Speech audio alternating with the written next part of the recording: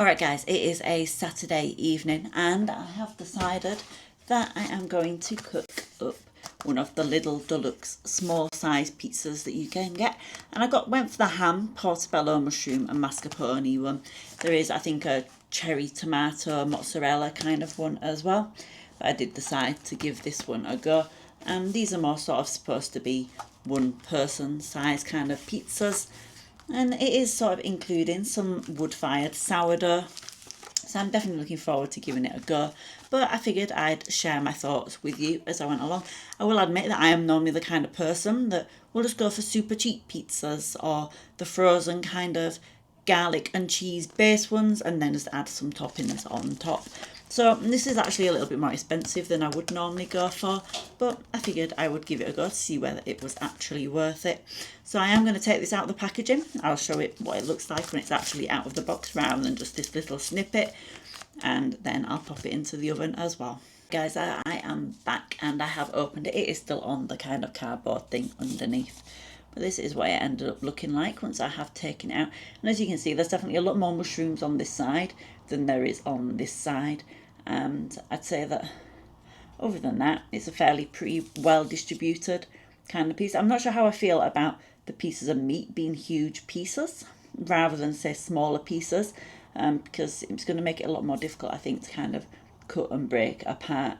But there is a reasonable amount of cheese on here as well. I will be interested to see how much cheese it actually is. I normally like a lot of cheese in my pizzas, I'm going to be honest and say that is definitely a bit of a problem. I'm hoping the kind of the mascarpone bits underneath as well will make it give that kind of creaminess to go with it.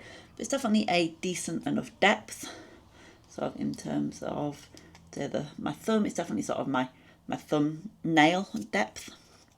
So obviously it's a pretty decent size as well. So yeah, I'm just going to pop this into the oven. It says it takes 8 to 10 minutes, but just to do it until the cheese is melted and you've got the right colour that you're looking for your pizza.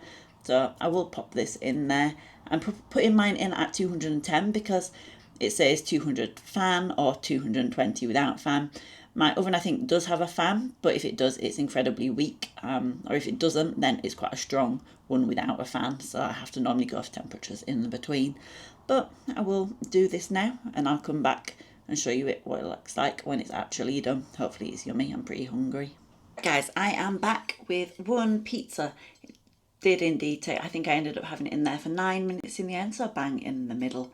And as you can see, it has now got nice and kind of gooey cheese mascarpone combination going on there, and the crust is, well, crusty.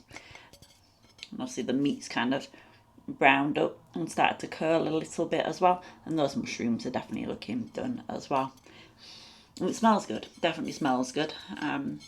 So yeah, I am just going to quickly nibble this off camera and I'll let you know my thoughts as well. Probably going to end up cutting it in half. I do have a pizza cutter that I can do that with, just to take a quick bite of it. So give me a minute and I'll let you know my thoughts. Alright, so as you can see, I've had a few bites out of it. The crust is fantastic, and that is definitely a very, whilst it's obviously crispy, it still feels kind of soft and fluffy at the same time in the middle. As for the flavour itself, it definitely could, I think, do with perhaps like the odd herb or something. It definitely feels like it's lacking something. Like, so I think perhaps even just a basic bit of basil or something would go quite a long way for this. You can't really taste the cheese or the mascarpone. It definitely has the creaminess because of that. But for me, even the meat itself isn't hugely flavoursome. If anything, the bites I've had, even though I had a bit that had everything going on, I could basically only really taste the mushroom, which isn't a problem for me, but I definitely think that it could do with a bit more oomph from the meat in terms of perhaps it being more prominently smoked or something, or like I said, something like a herb that would bring it all together a bit more. It's definitely tasty. I'm not sure whether I view it as being, I think this was £2.75. I'm not sure whether I would view it as being worth that. I could have just got a really basic ham and mushroom pizza or something for less, definitely even especially from the freezer section, and probably had the same result. Yes, there's more meat on here, compared to perhaps if you was to get one of those. But if the overriding flavour is overall going to be mushroom, then the amount of meat doesn't really matter because you're not getting that balance of flavours. So that's definitely something to consider. But it's yummy, it's tasty enough, and I will eat the rest of it. But I'm definitely not sure whether I would actually purchase one again right over just one of the cheap ones.